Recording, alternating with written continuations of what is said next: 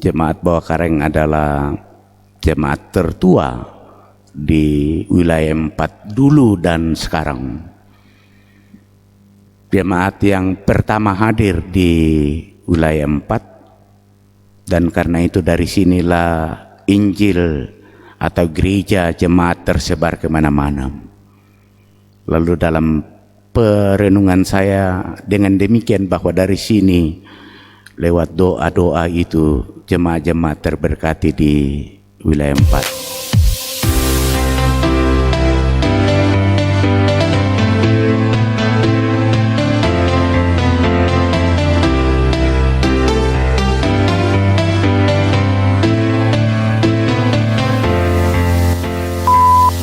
Ya, shalom, selamat pagi menjelang siang pada hari ini. Sahabat-sahabat terkasih dalam Tuhan, hari ini kembali lagi dengan kami di Jagung Bakar 31, di mana pada saat ini kami menghadirkan salah satu tamu kami pada hari ini. Sebenarnya bukan tamu, tuan rumah yang tuan rumah kami sebenarnya di sini. Selamat pagi dan selamat datang Bapak Pendeta Mutasikom. Selamat pagi. Ya, beliau ini mantan pendeta jemaat di Jemaat Bawah Kareng juga, dan sekarang puji Tuhan sudah mengemban tugas lebih besar di Badan Pekerja Sinode Wilayah 4. Beliau adalah Ketua Badan Pekerja Sinode Wilayah 4. Selamat pagi Pak Pendeta. Pagi. Ya, Pak Pendeta, mungkin kita ngobrol pada saat ini. Kira-kira saya mau tanya dulu Pak Pendeta, apa Pak Pendeta kan dari jemaat, Pak Pendeta dulu di Urapi di jemaat apa Pak? Jemaat Patekke. Patekke, klasis apa itu Pak? Klasis sekarang namanya klasis Marampa, Makaleran dan Batu Pak Buaran. Pak Buaran, oh iya. Jemaat Patekke. Patekke, klasis Marampa. Jadi kira-kira tahun berapa itu Pak Pendeta di Urapi? Saya di Urapi tahun 97. 97. Berapa tahun Pak Pendeta dari setelah Jemaat Patekke langsung Sion ya? Belum? Ya, jadi saya di klasis Marampa itu di Jemaat Patekke, Unitran dan Batu. Ada 4 jemaat saya layani, 2 cabang kebaktian, yaitu Jemaat Patekke, Jemaat Karawak, Jemaat Sadipe dan Jemaat Durian. Lalu ada cabang kebaktian Rante Kadinge dan Batu Tektekan, yang sekarang jemaat Batu Tektekan, cabang kebaktian Batu Tektekan itu menjadi jemaat Alpadeo Batu Tektekan, yang adalah lokasi pekabaran Injil yang dibina oleh jemaat Labuang Baji. Oh iya. Lalu dari klasis Marampa ke Jemaat Sion Makale. Sion Makale. Ya, saya datang di Jemaat Sion Makale tahun 2002 setelah saya melayani di Jemaat Patekke kurang lebih 4 tahun bersama dengan proponen. Mengapa proses mutasi saya dipercepat? Karena tahun itu saya menjadi Ketua PPGT Wilayah 3. Yang mantan Ketua PPGT Wilayah 3. Ya, dan karena itu oleh Badan Pekerja Sinode mendekatkan saya dengan pelayanan itu, sehingga saya ditarik ke Jemaat Sion Makale, yang oleh Majelis Jemaat Sion ditugaskan untuk menjadi pendeta generasi muda di Jemaat Sion tahun 2002 hingga 2007. Oh, jadi Jemaat Sion pada saat itu sudah mengutus pendeta generasi muda Pak? Ya, dalam keputusan majelis gereja, karena PPGT di Sion waktu itu agak katakanlah mengalami stagnan, dan karena itu mereka memutuskan dalam rapat majelis gereja untuk memanggil pendeta khusus menangani generasi muda. Jadi sebenarnya bukan diistilahkan pendeta tugas khusus, tetapi kehadiran saya sebagai pendeta jemaat tetapi fokus untuk berpikir soal generasi muda. Jadi saya baru tahu juga ini Ya. bahwa ternyata sudah ada dimulai pada saat itu di Jemaat Sion bahwa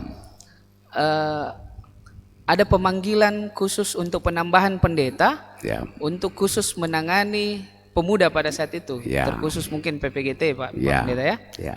Iya. Terus setelah dari Sion, Pak Pendeta Saya pas di Sion itu 5 tahun, 5 karena ketika saya datang di Sion itu baru pertama kali jemaat Sion memanggil 2 pendeta. Saya bersama dengan pendeta Titus Tupang yang khusus untuk penataan jemaat dan saya untuk generasi muda. Sesudah masa pelayanan saya 5 tahun baru saya ditawarkan ke jemaat Bawah Karang tahun 2007, dan puji Tuhan 2007 itu saya diteguhkan bulan April di jemaat Bawah Karang, tepatnya tanggal 13 April 2007 di Bawah Karang di sini. sebelum ke Jemaat Bawah Karang Pak Pendeta, saya mau coba korek dulu mengenai waktu di Sion. Ini saya agak-agak penasaran mengenai pendeta yang khusus untuk menangani PPGT pada saat itu. Itu memang muncul dari kegelisahan jemaat pada saat itu atau bagaimana menurut Pak Pendeta melihat itu? Iya, waktu saya datang di Sion itu sudah menjadi pergumulan majelis gereja, kegelisahan majelis gereja. Karena jemaat Sion ini adalah jemaat yang ada di tengah kota yang ditopang oleh berbagai sekolah termasuk kampus UKI Toraja. Dan karena itu majelis gereja berpikir perlunya satu pendeta yang memikirkan khusus soal penanganan generasi muda atau PPGT di Jemaat Sion. Waktu itu ketika saya hadir memang ketua PPGT adalah seorang perempuan anak SMA. Nah, dengan begitu lalu saya mencoba untuk bersama-sama dengan senior-senior PPGT yang walaupun dari sisi umur sebenarnya sudah lewat, tetapi kepedulian terhadap PPGT sangat besar. Karena itu beberapa rekan-rekan di Jemaat Sion kami kerjasama untuk menyemangati adik-adik PPGT mulai dari SMA, mencari rekan-rekan PPGT yang mahasiswa UKI dan lain sebagainya. Puji Tuhan masa pelayanan saya di Sion selama 5 tahun itu PPGT di Jemaat Sion bangkit kembali seperti sebelum-sebelumnya. Karena PPGT di Sion sebelum-sebelumnya itu begitu antusias, pelayanannya sangat kreatif, tetapi beberapa tahun agak mengalami masalah, dan karena itulah kegelisahan majelis gereja. Saya bersyukur sekali bahwa ternyata waktu itu 2002 majelis gereja di Jemaat Sion betul-betul memberi perhatian terhadap pelayanan generasi muda, dan karena itu difikirkan khususlah soal bagaimana penanganan itu. Jadi waktu itu klasis Makale masih 1 Pak Pendeta ya? Istilahnya waktu itu masih Makale Selatan. Oh masih Makale. Ya. Oh Sion itu hari masuk Makale Selatan. Masih Makale Selatan, karena di Makale itu hanya dibagi 2 klasis, Makale Utara dan Makale Selatan. Oh. Nanti kemudian baru Makale Selatan ini cepat mengalami perkembangan sehingga dia dimekarkan menjadi klasis Makale dan klasis Makale Selatan. Tinggallah Sion Tondon, kemudian Rumbe, kemudian Sikolong, Ariang, kemudian Manggau Santung dan Botang Palangka menjadi satu klasis namanya klasis Makale. Oh iya, iya. Ya. Jadi yang saya baru tahu ini Pak Pendeta itu juga diutus khusus di Sion pada saat itu Ya. untuk menangani generasi muda. Betul. Kira-kira ada program yang spesifik itu hari yang merupakan andalan Pak Pendeta atau bagaimana Pak? Yang pasti bahwa ya namanya juga pendeta jemaat, ada dua hal yang tidak bisa dielakkan di samping kebutuhan pelayanan bagi seluruh warga jemaat, tetapi juga mengingat panggilan atau kesepakatan khusus di majelis gereja itu menangani PPGT, dan karena itu pada diri saya juga betul-betul memikirkan bagaimana penanganan khusus untuk PPGT. Nah, waktu saya datang kami memulai dengan memikirkan kepengurusan PPGT, dan itu yang kami coba bangun, karena bagaimanapun kalau PPGT ini sudah terbangun tetapi tidak ada yang mengurusnya, menindaklanjutinya, bisa perjuangan itu menjadi sia-sia. Dan karena itulah strategi yang pertama adalah merangkul teman-teman untuk terlibat dalam kepengurusan. Yang kedua, selalu membangun komunikasi dalam berbagai bentuk, termasuk kegiatan retreat, baik di dalam jemaat maupun di luar. Itu salah satu strategi waktu itu yang menurut saya agak sedikit memberi hasil ketika kami mencoba membangun komunikasi itu, dan PPGT waktu itu sudah mulai bangkit aktif. Puji Tuhan waktu saya di atas, kalau dari sisi kegiatan lomba, PPGT Sion tidak lagi ketinggalan. Saya masih dapat itu Ya. Pendeta. Pokoknya kalau ya saya juga pernah di Klasis Makale lumayan lama. Ya. Jadi Sion, Tondon itu sebetulnya saya di Jemaat Tondon. Ya. Jadi selalu bersaing Ya. di tingkat Klasis. Jadi memang karena kebutuhan Jemaat Sion pada saat itu, dan kebetulan Pak Pendeta juga dilihat kapabilitasnya karena sebagai ketua PPGT wilayah. Ya. Itu menjadikan bahwa ini paling cocok untuk mengemban, ya kalau dibilang bukan sebenarnya tugas khusus tetapi tugas utama, dipanggilnya sebagai pendeta jemaat. Ini mungkin bisa diadopsi sama beberapa jemaat kita nantinya yang mampu untuk menghadirkan pendeta, bahwa generasi muda ke depan mungkin juga sudah bisa dipikirkan seperti yang pengalaman Pak Pendeta itu hari. Lalu Pak Pendeta sempat ketua saya sempat Badan Pekerja menjadi Klasis. Ya, setelah Bapak Pendeta Rory di Jemaat Tondon, 2 tahun saya masuk di Jemaat Sion. Dalam persidangan di Tondon, saya lalu terpilih menjadi ketua Badan Pekerja Klasis Makale. Sempat juga dalam persidangan. Itu sudah mekar Pak Pendeta ya? Sudah mekar, tinggal Klasis Makale. Lalu sempat ketika sidang sinode wilayah di di Klasis Taparan Rantetayo, saya sebagai wakil ketua Badan Pekerja Sinode Wilayah. Waktu itu ketua wilayahnya adalah Bapak Pendeta Daniel Rory. Pak Rory, ya. Setelah itu Pak Pendeta pindah ke Bawah Karaeng. Ya. Jadi itu saya katakan tadi, beliau sebenarnya tuan rumah di sini. Ya. Jadi setelah Pak Pendeta pindah di sini, lalu kami terus terang kami juga, saya masih dapat Pak Pendeta di sini, kami sangat mendapatkan pelayanan dan banyak pelajaran. Terus ternyata pengalaman dari Sion itu Pak Pendeta bawa juga di Bawah Kareng. Betul, dan karena itu ketika saya melihat Bawah Kareng waktu itu sedikit kecintaan PPGT terhadap PPGT itu sendiri agak kurang, saya coba rangkul. Karena itu kita bangun komunikasi sehingga pastori kita di Jalan Sungai Sa'dan itu menjadi pastori jemaat. PPGT jam berapapun ngumpul di sana. Dan puji Tuhan kalau kita lihat rata-rata PPGT semasa saya menjadi pendeta di Jemaat Bawah Kareng, puji Tuhan sudah dikaruniai Tuhan tempat masing-masing. ada sebagai PNS, ada sebagai kontraktor dan lain sebagainya. Puji Saya bangga sekali bahwa doa-doa kita, doa-doa jemaat dan perjuangan rekan-rekan PPGT waktu itu dari 2007 hingga 2010 betul-betul terjawab, karena terus terang saya hanya di Jemaat Bawakaraeng juga 3 tahun saja. Ini melalui pergumulan yang panjang, karena 2010 itu Agustus saya lalu diutus oleh Gereja Toraja dalam persidangan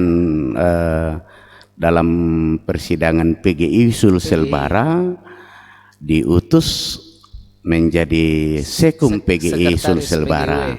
Dan puji Tuhan dalam sidang MPL PGIW itu saya dipercaya menjadi sekretaris umum PGI Sulselbara. Iya, saat itu memang Pak Pendeta Musa sangat dibutuhkan. Ya, Bukan cuma jadi kami memang di jemaat itu hari ya, saya beberapa, walaupun saya sudah tidak di sini tetapi ya, sering berinteraksi juga dengan jemaat. Memang sosok Pak Pendeta Musa pada saat itu memang sangat dibutuhkan di PGW, sehingga beliau mengambil ya, peran itu. Dan kami juga jemaat itu hari, kita jemaat sangat butuh. legowo untuk itu. Ya udahlah, kita ini untuk kepentingan yang lebih luas. Lebih luas. Iya, saya pikir seperti itu. Terus setelah dari PGW, Pak Pendeta lebih dibutuhkan lagi Ya, di BPK kalau saya tidak jadi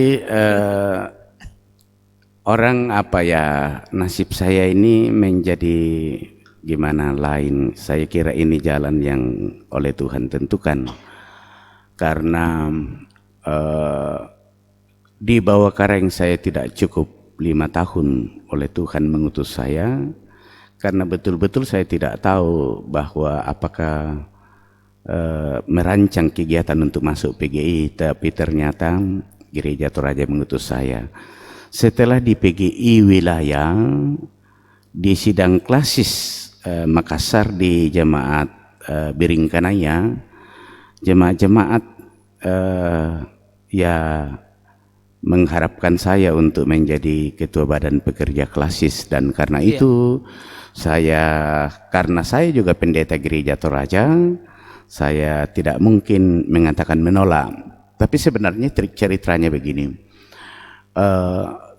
Di sidang klasis di Bawakaraeng 2007 sebenarnya pada Oktober, sebenarnya sudah sudah harus saya naik di sini.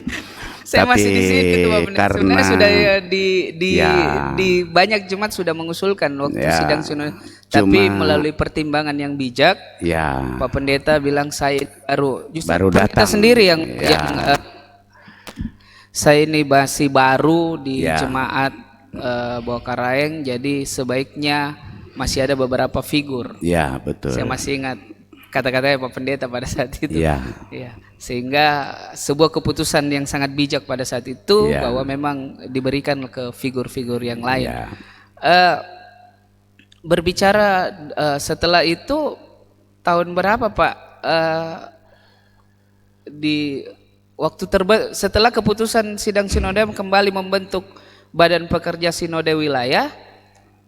Iya, keputusan itu 2016 di Sion pada sidang Sinode AM yang ke-24. Lalu dibahaslah dalam tata gereja, yang oleh sidang Sinode AM menugaskan rapat kerja membahas tata gereja.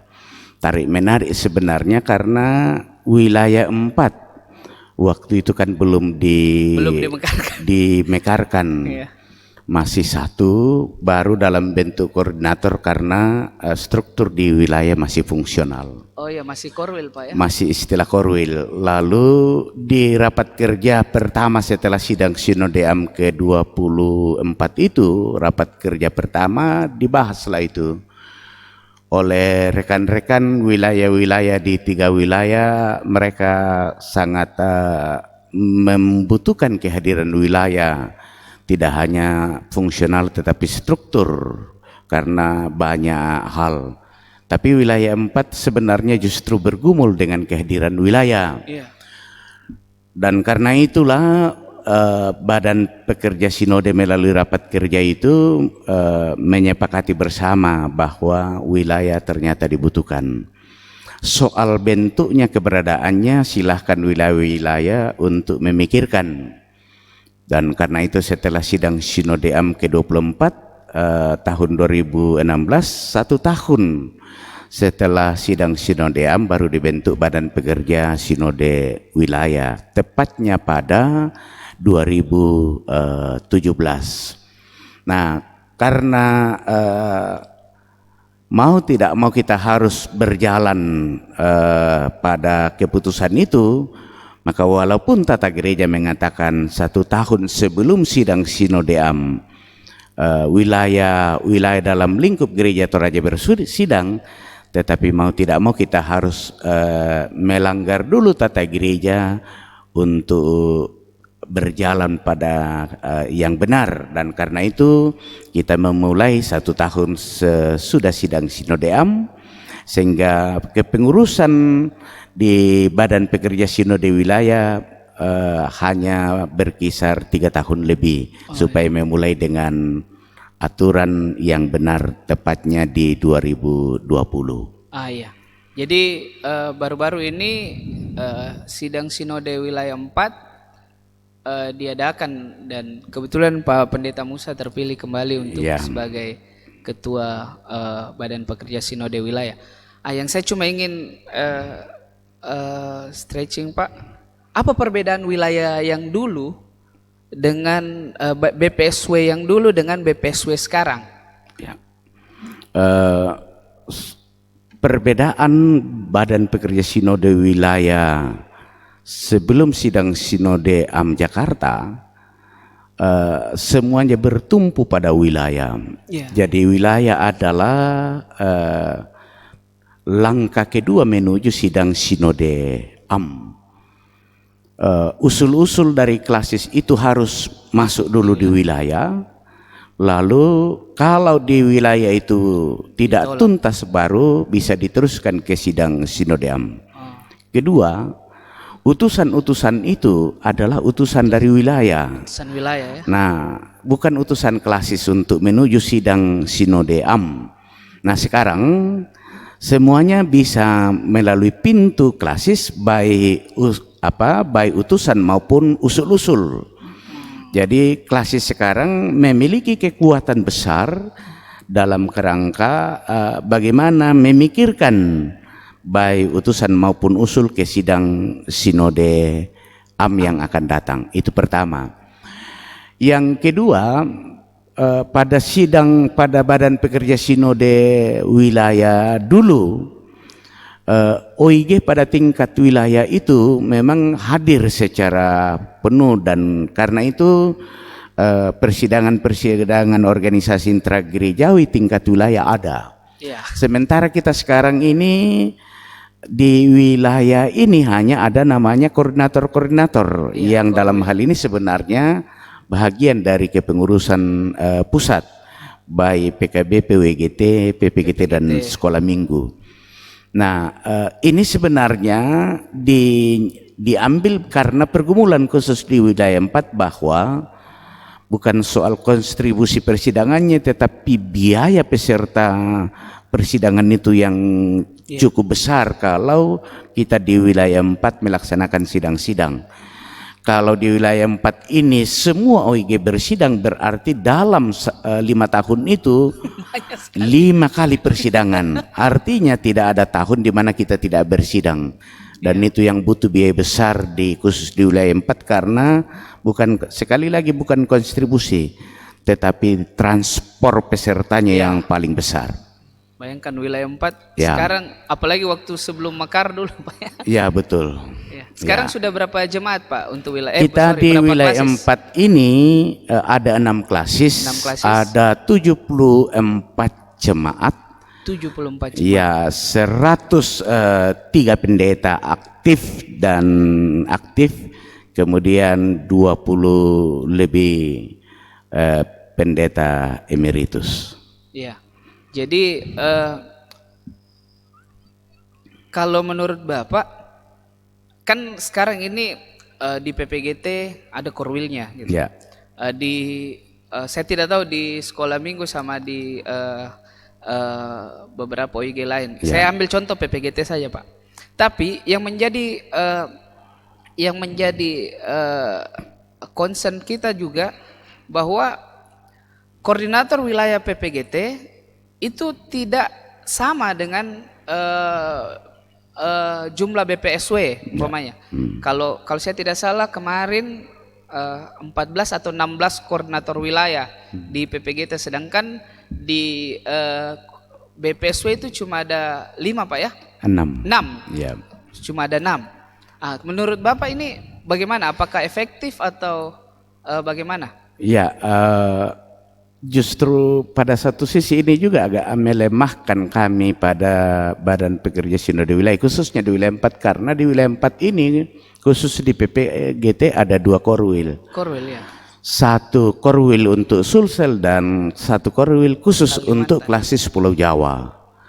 Nah, mengapa menjadi dilematis? Karena siapa yang mau diundang? Tahukah kita mengatakan kita undang 2 korwil itu? Itu dalam hal teknis. Iya, iya. Dalam hal komunikasi, dalam hal pelayanan ini juga agak terhambat, sehingga terus terang kurang lebih 3 tahun kami lebih banyak berdiskusi dengan Korwil Sulsel, karena inilah yang selalu bersama dengan kami di sini. Dan mungkin kita katakan khusus untuk Korwil Pulau Jawa lebih banyak berdiskusi dengan Badan Pekerja Klasis Pulau Jawa. Itu untuk efektif itu. Tapi ternyata menjadi lebih leluasa kami bekerja misalnya dengan PGT yang hanya 1 korwil. Karena luasnya sama, jemaatnya, klasisnya sama. Hanya 1 koordinator wilayahnya, tapi efektif untuk mengkoordinir PWGT wilayah. Dan juga efektif bersama-sama dengan pengurus Badan Pekerja Sinode Wilayah, berjalan bersama, bekerja bersama, dan melayani bersama. Itu saya kira bisa menjadi pikiran. Jadi bukan karena wilayah kita besar selalu bisa juga di kotak-kotakan, tapi ada contoh sederhana di PWGT, hanya 1 koordinator tetapi efektif juga, karena sebenarnya fungsi koordinator adalah tinggal mengkoordinir, menjembatani sebagai pengurus yang ada di wilayah, baik kepada pengurus pusat, pengurus klasis, juga kepada badan yang lebih luas, saya kira begitu. Saya kan baru-baru ada telah dilaksanakannya sidang sinode wilayah 4 di Batam. Apa isu sentral yang akan dibawa ke sidang sinode AM untuk dijadikan sebagai diskusi yang lebih intens di sidang sinode AM nantinya, Pak? Ya, yang pertama di Batam kita lebih serius untuk berpikir soal keberadaan wilayah. Kalau wilayah ini masih tetap lalu dipertahankan, maka kita lalu mengatakan jangan keberadaan wilayah itu banci. Banci dalam artian baik OIG-nya banci karena itu tadi tinggal koordinator, itu banci. Hanya dengan berbagai pertimbangan. Dan karena itu kalau keberadaan wilayah ini dipandang sebagai perpanjangan tangan dari badan oleh Gereja Toraja mengkoordinir pelayanan di wilayah, maka wilayah ini harus diberi penguatan. Penguatan yang dimaksud adalah bahwa pelayanan-pelayanan di wilayah itu cukuplah dikoordinir oleh Badan Pekerja Sinode Wilayah, sehingga Badan Pekerja Sinode tidak perlu lagi mengumpul orang pada tingkat sinode, karena itu biayanya jauh lebih besar dan lain sebagainya, tetapi khususlah di wilayah-wilayah itu, sehingga program-program Badan Pekerja Sinode atau GPPB Gereja Toraja itu lebih banyak dijabarkan di wilayah-wilayah itu. Karena tentu keberadaan 6 wilayah ini pasti berbeda-beda. Dan kalau itu diserahkan penuh kepada Badan Pekerja Sinode Wilayah, maka wilayah ini akan memikirkan bagaimana menjawab kebutuhan jemaat-jemaat di wilayahnya. Wilayah 4 pasti berbeda dengan wilayah 3. betul. Nah, kalau itu masih kita mengelola gereja Toraja seperti selama ini semuanya dibawa ke Badan Pekerja Sinode, maka kami berpikir ini tidak akan menjawab kebutuhan, karena kebutuhan sumber daya dan lain sebagainya pasti berbeda dengan wilayah yang satu dengan wilayah yang lain. Yang kedua, isu yang kedua adalah sebenarnya soal peran gereja dalam politik.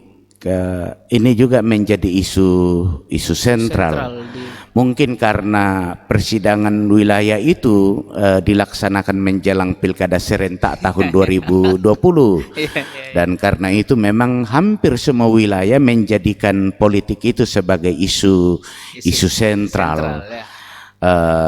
Baik menyorot soal kehadiran pendeta, pejabat gereja secara umum di dunia politik. Tetapi menurut saya kira paham gereja Toraja tentang politik itu sudah final, bahwa politik itu adalah wilayah pelayanan gereja Toraja. Tinggal bagaimana para pejabat gereja Toraja memahami paham gereja Toraja yang final itu, terutama kami para pendeta gereja Toraja. Saya kira itu. Yang ketiga, sebenarnya masih banyak sorotan soal tata gereja yang oleh peserta melihatnya tata gereja kita yang lalu belum tuntas, masih banyak kekosongan pada pasal demi pasal dalam tata gereja yang ada. Mungkin ini ruang kita untuk mendiskusikannya dalam sidang Sinode Am, tapi ruang itu juga kan masih bisa dibuka oleh sidang Sinode Am sehingga nantinya dirumuskan dalam petunjuk pelaksanaan. Tidak berarti wilayah 4 akan membongkar tata gereja kita, tetapi paling tidak bahwa petunjuk pelaksanaan tata gereja kita masih bisa disempurnakan setelah sidang Sinode Am yang ke-25 ini. Contoh kasus rapat kerja gereja Toraja. Tata gereja kita mengatakan bahwa peserta rapat kerja adalah 1 orang dari setiap klasis. Dan tata gereja kita juga mengatakan bahwa ketua badan pekerja klasis adalah seorang pendeta, kalau di klasis itu ada pendeta. Artinya rapat kerja gereja Toraja dengan membaca tata gereja itu, maka otomatis adalah rapat kerja pendeta gereja Toraja.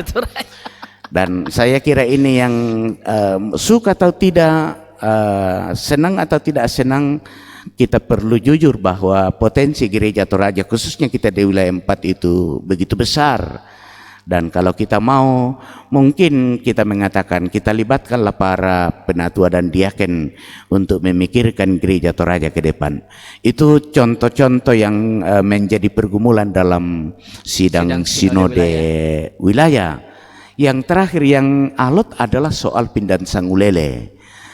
Pada satu sisi kita syukuri bahwa gereja Toraja telah melakukan sebuah hal yang paling besar yang luar biasa, adalah sentralisasi jaminan hidup pendeta.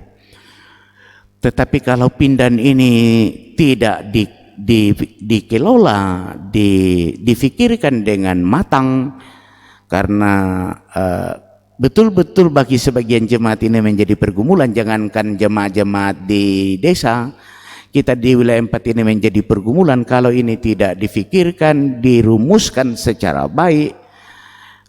Dan dari mana juga sumber-sumber biayanya, maka Pindan ini bisa menjadi pergumulan gereja Toraja ke depan.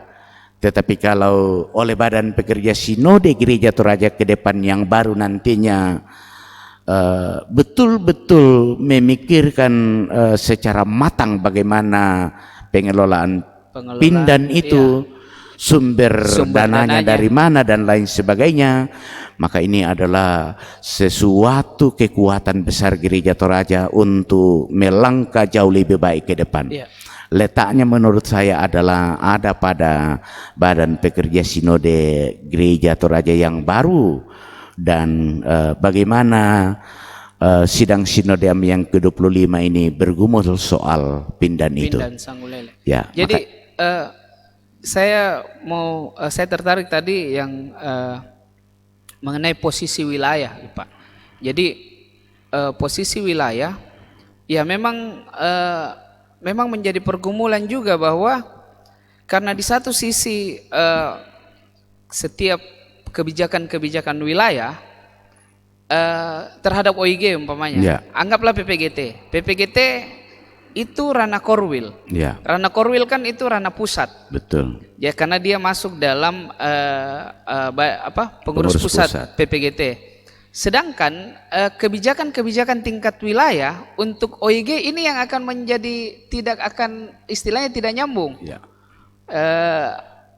Bagaimana memang harusnya menurut Bapak posisi-posisi OIG tingkat wilayah ini? Apakah saya minta pendapat saja nih Pak, apakah memang dia harus mengikuti seperti BPSW, atau minimal kalau memang dia korwilnya itu jumlah korwilnya mengikuti jumlah sinode wilayah? Ya, menurut Bapak bagaimana? Ya, kalau sederhananya begini, kalau untuk sekarang, kondisi sekarang, saya lebih mengusulkan kita mengikuti jumlah wilayah. Kedua, saya kira jangan kita banci dengan kepengurusan OIG tingkat wilayah.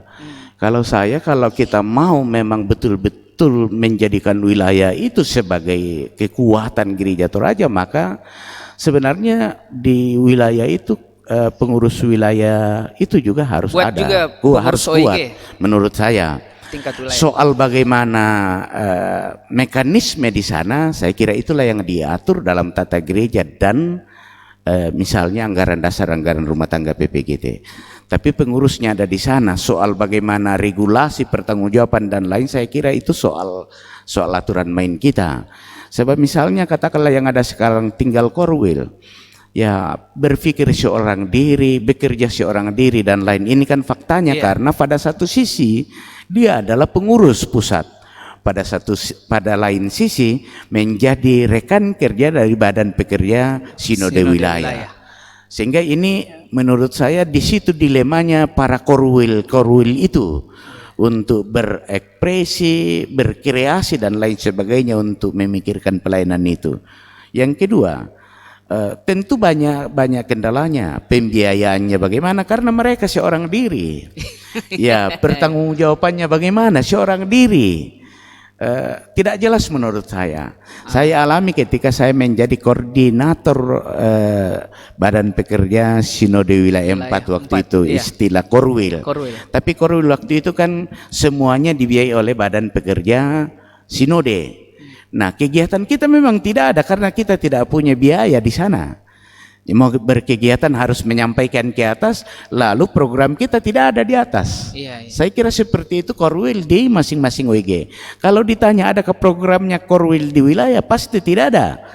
Jadi dia hanya melanjutkan program tingkat pusat. Lalu bekerja bersama dengan Badan Pekerja Sinode Wilayah di masing-masing wilayah. Jadi menurut saya di situ dilemanya juga para korwil menurut saya. Ya. Terus mengenai beberapa tadi sempat disinggung mengenai Pindan Sanggulele, Pak. Terus terang ya kami juga saya di Jemaat Bokarayeng beberapa menggumuli ini gitu, bahwa memang ada kondisi di mana jemaat berat mengenai ini, ada juga kondisi di mana jemaat mampu untuk ini. Tetapi sebenarnya yang stretching point yang saya cuma mau minta pendapatnya Bapak mengenai beberapa, ya saya cuma tanda kutip saja ya. Sepengetahuan saya juga di sinode ada beberapa pendeta-pendeta yang tidak di jemaat, yang juga dibiayai dari Pindan Sanggulele. Iya. Ya mungkin kalau pendeta-pendeta PI tidak menjadi persoalan, karena memang dia apa. Tetapi ada beberapa pendeta-pendeta yang ya contoh lah di badan-badan bentukan BPSW juga dibiayai dari Pindan Sanggulele. Menurut Bapak yang seperti ini atau ada solusi untuk hal-hal seperti ini? Ya, jadi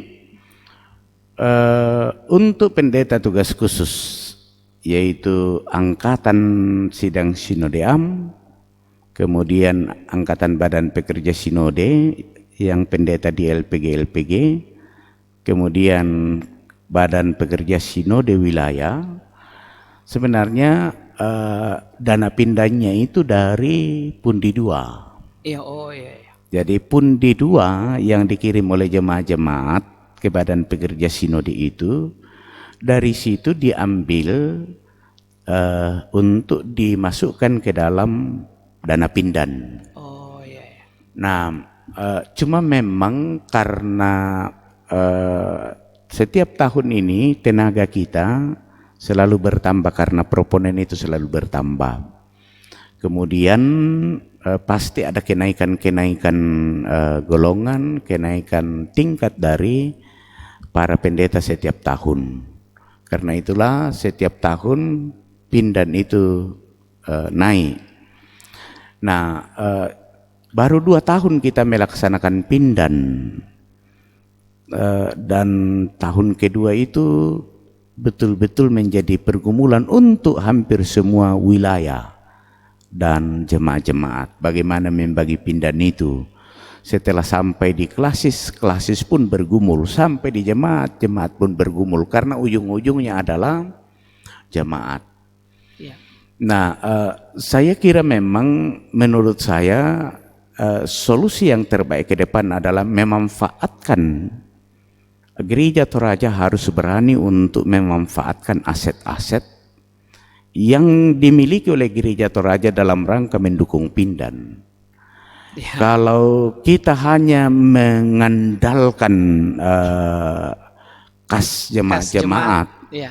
itu akan mengalami masalah besar. Karena berbeda dengan kas dengan uang yang ada di warga jemaat. Karena kas itu hanyalah persembahan-persembahan baik pada ibadah hari Minggu, ibadah keluarga, persembahan bulanan dan lain yang masuk di kas jemaat. Nah, tetapi perlu juga diingat bahwa memang kita di wilayah 4 khususnya jemaat-jemaat kota, persembahan itu cukup. Tapi secara garis besar harus dipahami oleh saudara-saudara kita, jemaat-jemaat kita di wilayah lain, bahwa tidak hanya soal jaminan hidup pendeta dan pegawai gereja yang dibiayai oleh jemaat yang ada di kota.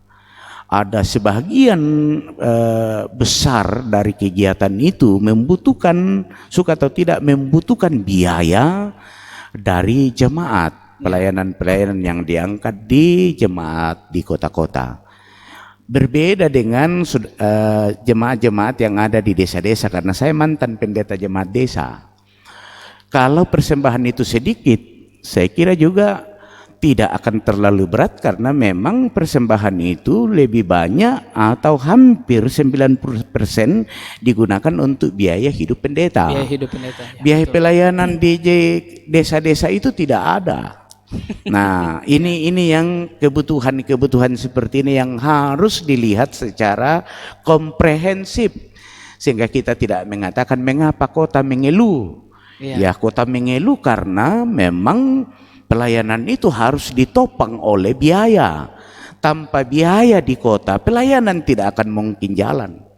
Ini yang terkadang tidak dilihat secara komprehensif oleh saudara-saudara kita. Misalnya kita di Makassar, orang di Pulau Jawa kalau tanpa pelayanan baru kita masuk tol saja sekali biayanya berapa? Kalau 2 kali masuk tol biayanya berapa? Nah, ini yang terkadang tidak dipahami sehingga orang selalu menyorot, oh itu wilayah 4 kan jemaat-jemaat besar, banyak uangnya. Betul, tetapi kan pelayanan juga begitu menuntut banyak dari jemaat-jemaat warga kita di kota-kota. Saya kira itu. Ya, saya agak Pak Pendeta, saya mungkin agak kritis juga sedikit. Kayak kemarin almarhum Pendeta Gerson, yang saya cukup kenal juga beliau sejak di kelas Makale. Waktu melihat ternyata sekarang beliau di ITGT, padahal potensi beliau itu di jemaat itu sangat bagus. Yang seperti ini ada beberapa pendeta yang harus ditarik ke ITGT, harus ditarik kemana di badan pekerja untuk di situ, padahal mereka justru bisa melayani di jemaat. Ataukah kayak semacam di ITGT. Di ITGT kan semua pendeta di full time kan, yang di ITGT. Tapi padahal mereka bisa melayani di jemaat sambil juga memberikan pelayanan di ITGT, baik itu sebagai pengajar dan sebagainya. Kira-kira hal yang seperti ini menurut Pak Pendeta sangat bisa dilaksanakan, atau memang dia harus full di salah satu tempat tugasnya yang mereka ditugaskan? Ya, jadi kita di institut sebelum-sebelumnya memang oleh Gereja Toraja, karena Badan Pekerja Sinode hanya melaksanakan, menugaskan BPS untuk bersungguh-sungguh memikirkan bagaimana pengembangan kapasitas baik proponen maupun pendeta di sana. Dan karena itu dimintalah Badan Pekerja Sinode, karena institut itu, ITGT itu adalah dapur kita Gereja Toraja, untuk tidak sekedar menempatkan pendeta di ITGT.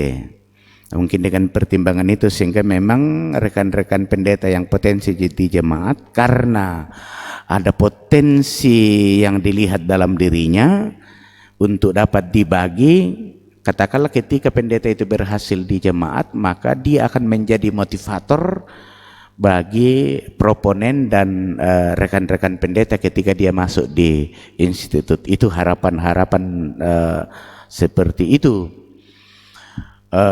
Sudah dilaksanakan juga soal bagaimana kalau hanya tenaganya saja, kalau dia part time di institut dan berbagai LPG. Tapi justru kita oleh Gereja Toraja itu sendiri menilai bahwa itu tidak maksimal, dan karena itu mereka lalu menyepakati untuk memaksimalkan tenaga-tenaga. Artinya Gereja Toraja menganggap jangan tanggung untuk menempatkan tenaga-tenaga di LPG kita, termasuk di institut. Karena di institut itu banyak. Malah kita masih menyorot soal di institut itu soal penelitian yang belum jalan-jalan. Tapi kita bersyukur sekarang 2 tenaga ditempatkan di sana untuk tahun ini. Ya, kita tunggu hasilnya, bagaimana hasil dari tenaga kita, mudah-mudahan membawa angin segar bagi Gereja Toraja ketika semakin kita tempatkan tenaga kita. Ini memang pergumulan kita, karena satu sisi kita mengatakan kita kekurangan pendeta, jemaat-jemaat tidak ada pendeta, tapi pada sisi lain di LPG itu banyak pendeta kita tempatkan di sana. Tetapi ini bukan disengaja, ini juga kebutuhan di LPG. Gereja Toraja mengatakan justru ini menjadi prioritas untuk pendeta-pendeta di sana. Saya kira itu yang bisa saya lihat. Saya stretching ke wilayah 4, Pak Pendeta. ke depan mungkin kita akan lebih berbenah, terutama mungkin jemaat-jemaat di wilayah 4 yang sementara, karena kan wilayah 4 ini yang mungkin selain mungkin wilayah Kalimantan dan beberapa wilayah perkotaan yang menjadi dampak pandemi ini, Betul. pandemi COVID ini. Eh, Menurut ya terus terang dengan pandemi COVID ini semua berubah, termasuk penerimaan kas jemaat ini berubah Betul, juga. betul. Ya, menurut Pak Pendeta, apakah kondisi-kondisi seperti ini juga bisa membawa perubahan dalam pelayanan kita? Kebanyakan kita pelayanan dari biasanya di gedung gereja harus secara online dan sebagainya. Banyak yang melihat ini tidak maksimal. Apa mungkin ada solusi atau pergumulan yang digumuli pada sidang sinode wilayah atau dari Pak Pendeta sendiri? Ya, justru dengan pandemi ini sebenarnya pada satu sisi memang menjadi beban karena memporak-porandakan banyak hal, tapi juga sebenarnya pandemi ini mendorong kita untuk semakin kreatif memikirkan pelayanan di jemaat-jemaat. Mengapa pelayanan kita dianggap kurang maksimal khusus dengan di masa pandemi ini? Saya kira itu karena tingkat pemahaman yang masih belum maksimal dimiliki oleh warga jemaat terhadap IT yang dimanfaatkan untuk melayani. Tapi ke depan saya kira mau tidak mau, suka atau tidak suka, pelayanan-pelayanan seperti ini bagi saya tidak akan berhenti setelah pandemi berhenti. Justru setiap pelayan dan terutama para pendeta, majelis gereja, penatua dan diaken dituntut untuk betul-betul justru menjadikan pelayanan-pelayanan seperti di masa pandemi menjadi alternatif pelayanan untuk menjangkau warga kita. Karena katakanlah contoh di jemaat Bawakaraeng ada warga kita yang ada di tempat lain, bisa kita layani ke sana dengan menggunakan virtual. alat sekarang virtual. Ya, contoh konkret mungkin Pak Kombes, Pak Andarias, dia sekarang ada di Mamuju, tapi dari Tetap sini kita bisa terlayani. kita layani ke sana dengan alat seperti ini, dan itu bisa menjawab kebutuhan. Ya, saya kira justru alat-alat seperti ini harus dimanfaatkan lebih maksimal ke depan untuk lebih menjangkau warga kita. Banyak juga warga kita yang selama ini banyak tercatat tetapi ya tidak hadir di persekutuan. Mungkin dengan alat ini bisa tersentuh mereka ketika dia membuka dan lain sebagainya. Soal kekurangan-kekurangan yang soal dana dan lain sebagainya, yaitu karena kita baru betul-betul dikagetkan dengan masalah ini. Tetapi ke depan menurut saya, kalaupun 2021 ini pandemi ini belum berhenti, saya kira persoalan keuangan jemaat bisa tertangani dengan cara jemaat memikirkan atau mencarikan solusi-solusi. Satu contoh, beberapa jemaat termasuk di Bawakaraeng saya sudah pernah melayani dari Lanraki ke sini. Kita melayani dari rumah, dianggap bahwa pelayanan itu untuk di sini. Bayangkan ketika anggaplah bahwa ini rutin juga dilaksanakan, masing-masing orang menaruh persembahan seperti pada ibadah hari Minggu, maka saya kira tidak akan pernah kita mengalami. Tergantung dari kreativitas kita, cara kita memanfaatkan IT yang Tuhan karuniakan generasi-generasi muda kita yang hadir di jemaat, karena ya IT ini harus diakui lebih banyak ditangani oleh generasi muda. Kalau orang tua mengharapkan orang tua ya terbatas lah menurut saya. Iya.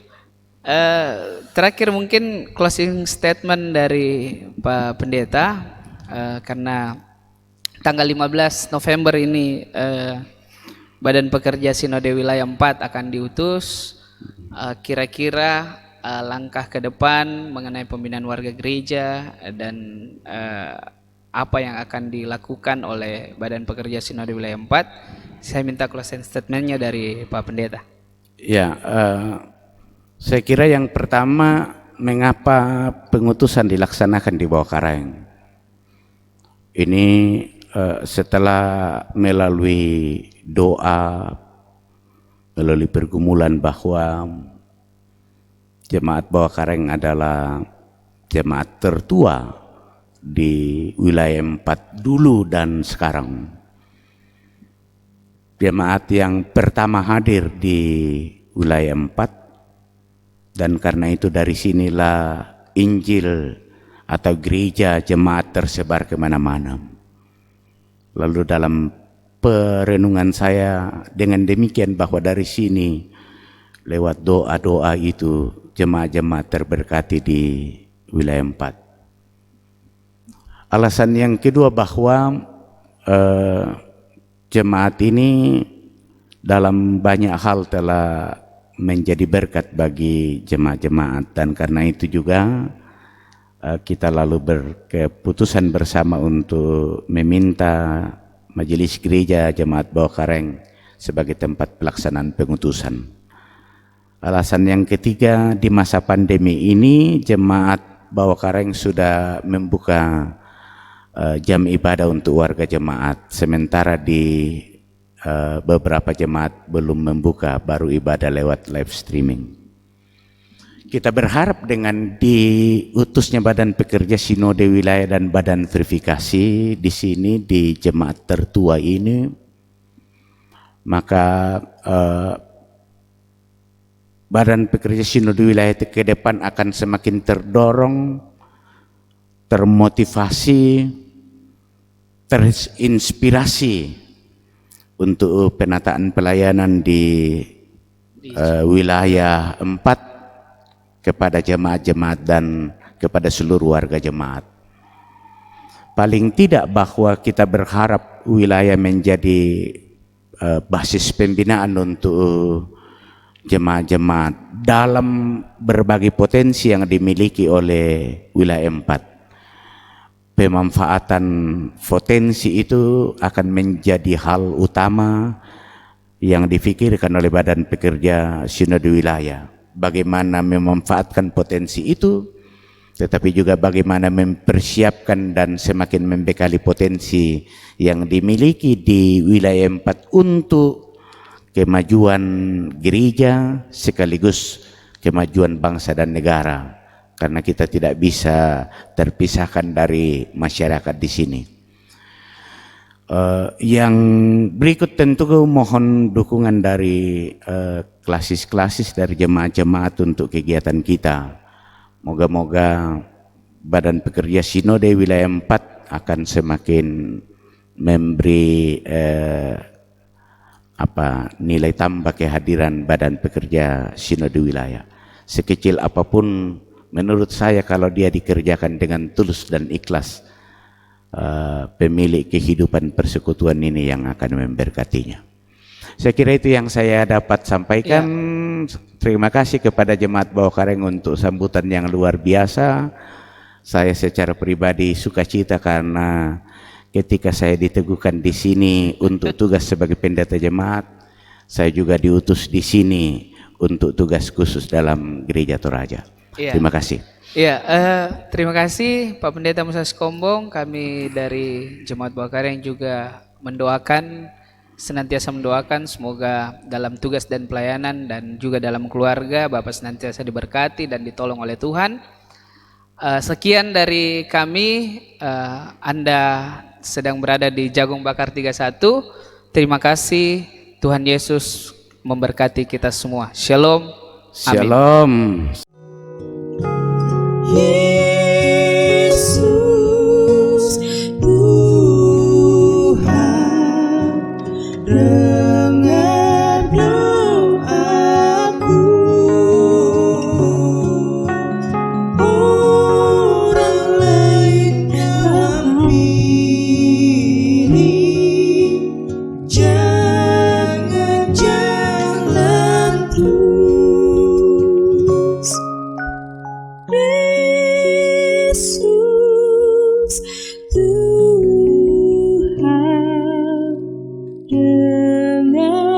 dan